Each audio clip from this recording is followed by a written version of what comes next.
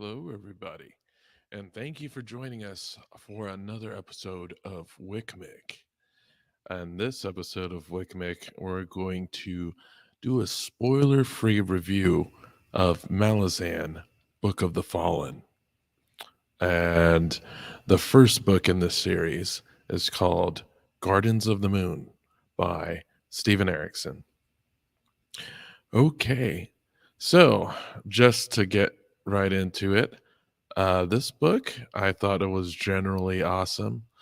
The first time I've actually read this almost two times. So the first time I tried to get through this book, I got about 90% of the way through it. And I don't know, I just got busy and I just happened not to complete it. One of the other things that happened during my first read through is I generally didn't know what the hell was going on in the book. A lot of that had to do with the time of day that I would spend reading this. Unfortunately, when I do print reads, I tend to read it at the end of the day while I'm in bed, preparing to sleep. And to be honest, a lot of times I was trying to get through this book nodding off, not because the book was boring, but more so because I was tired and trying to fight sleep in order to read this book.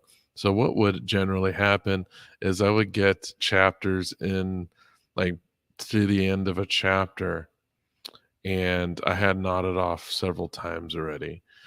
And at that point, at the end of the chapter, my reading comprehension would be extremely compromised, and I would barely know what happened.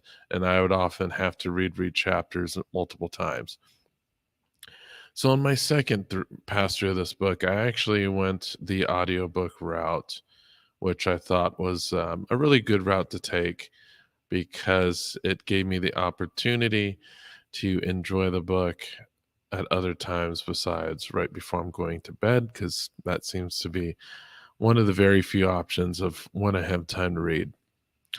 So, why did I not understand what was going on in this book, especially the first time that I read it? I would say my comprehension of the events of the book is much tighter in the second time around. The first time around, um, you can tell right off the bat that this is going to be an extremely epic series. There's a lot of world building here. You can tell there's so many different facets of this world that are very lightly touched on.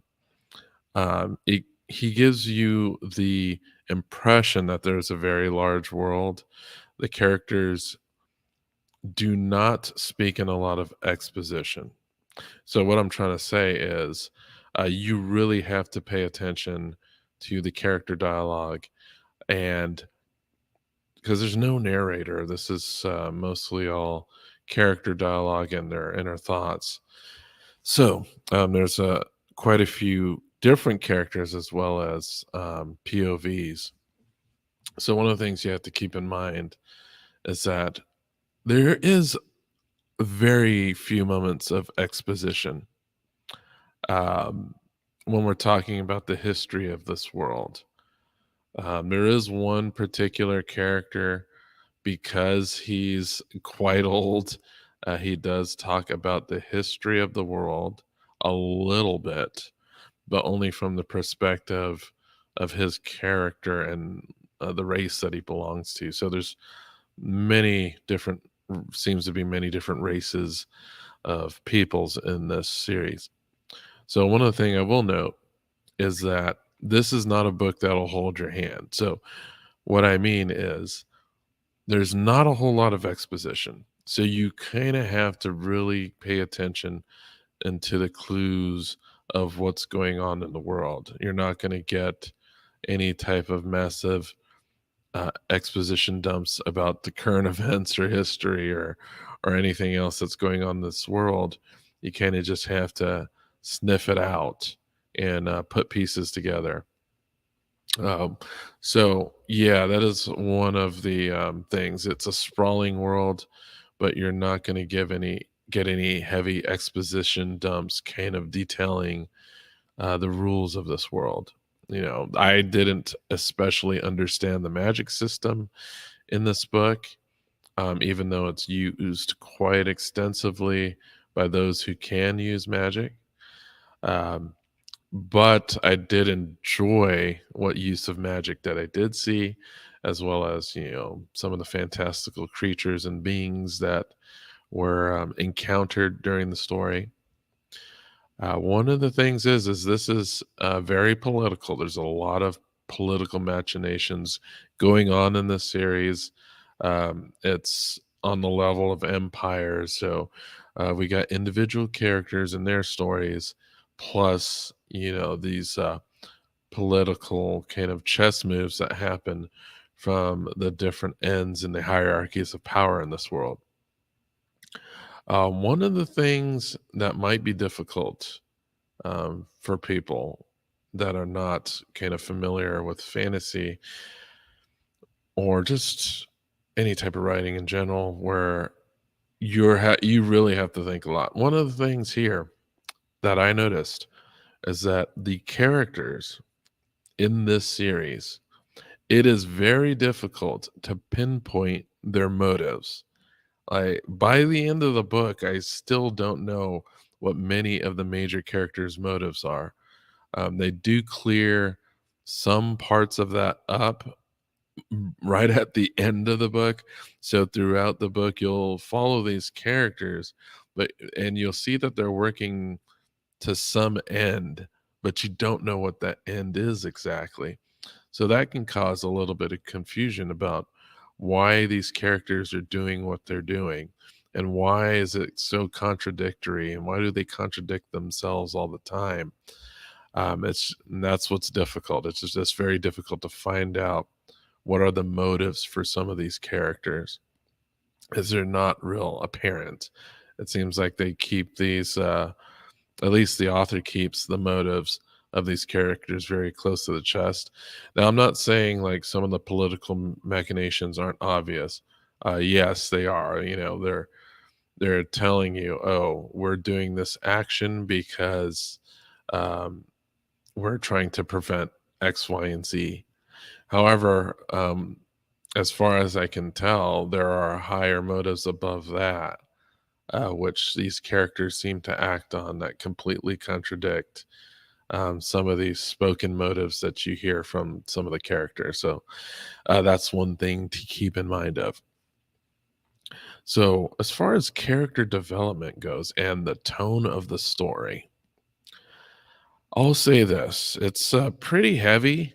You're not going to see a lot of lighthearted joking around. As far as I can tell, there's not really any like joking banter between characters, so to speak. It's all kept very serious and grim and gruff, and a lot of this story takes place amongst military officers. And one of the things I also have to frame about this story is that um, it's not your typical fantasy fare where we're just talking about, armies on horses and things like that.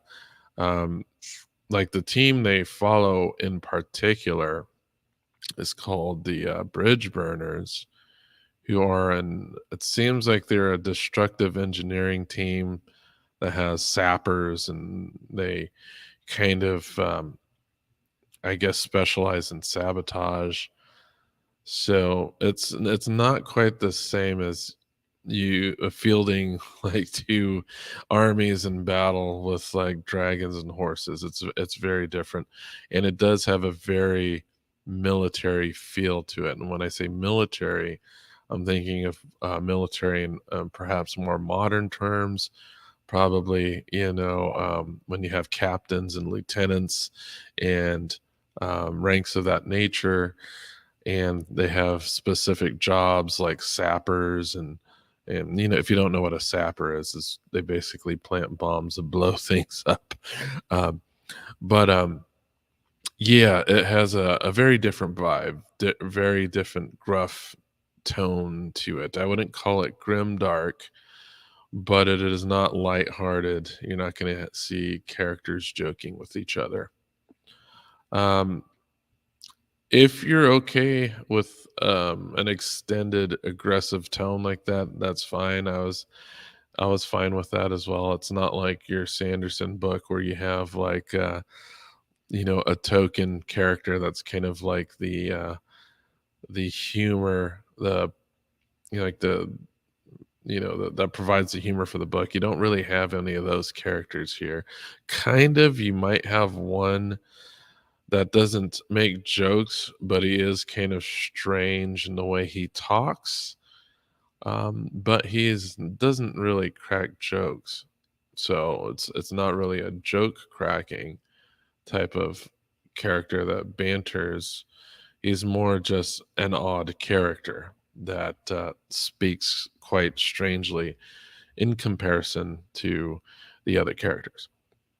So, with that said, the setting, you do get to see a couple different settings. We do have some cities, two cities that they kind of focus on here in this story.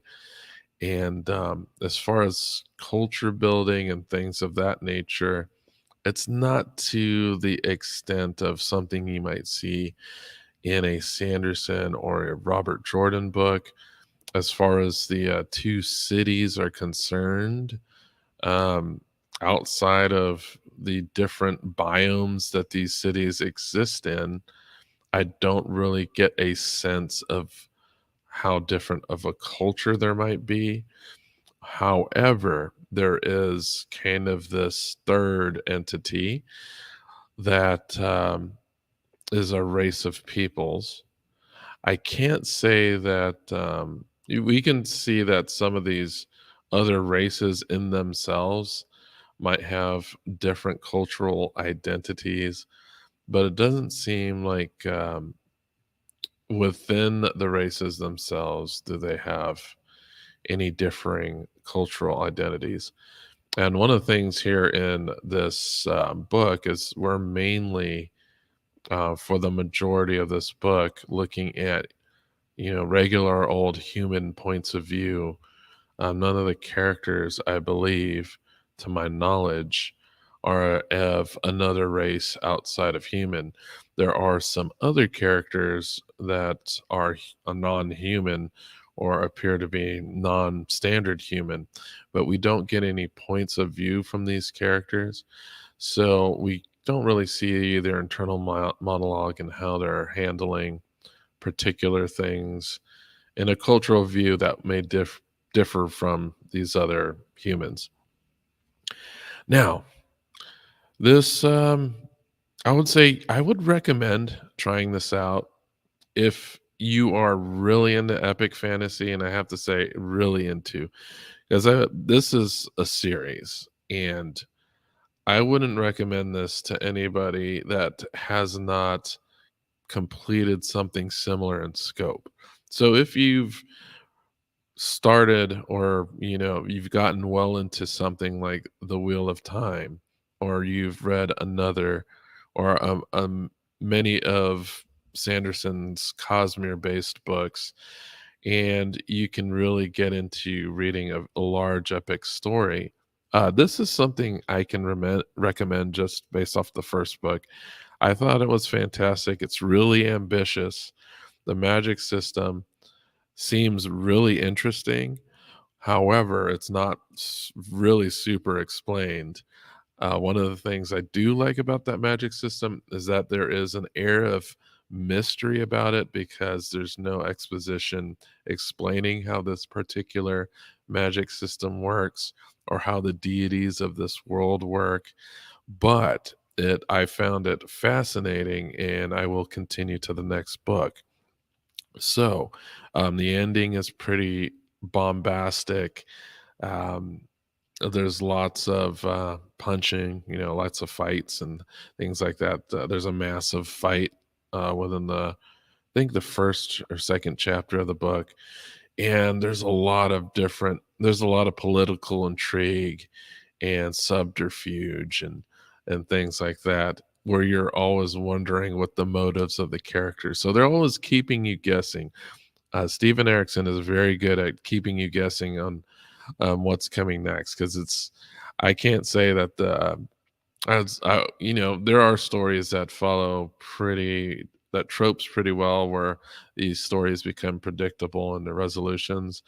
This wasn't so much. I was not predicting the outcomes of some of the things that were happening here. So I would say definitely check this book out. I give it, I would say, a 4.5 out of 5. If I were to check my Goodreads, I'd probably say I gave it a 5. Um, but I'm gonna go check that right now. But I would say definitely check this out. You can just go online, go to Reddit. People are ranting and raving about this book, and I think those rants and raves are pretty well deserved, I would say. Um, but yeah, check this out, Gardens of the Moon. So what I will say also is I do plan on finishing this series, and I will try to make more reviews.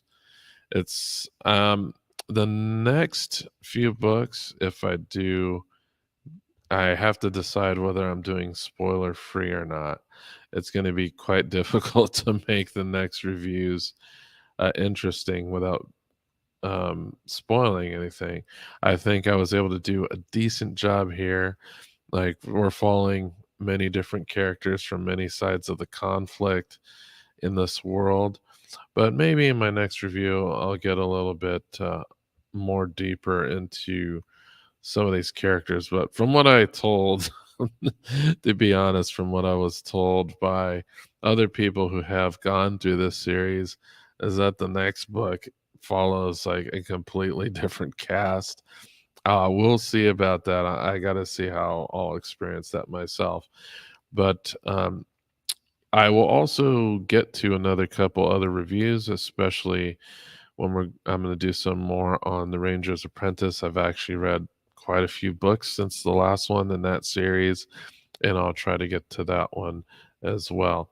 So as far as my rank that I gave it on Goodreads, I actually gave it 4 stars. So the thing about in Goodreads, it's if I could give it 4.5, I think I would have given it 4.5. But I gave it 4 stars. It's worth checking out.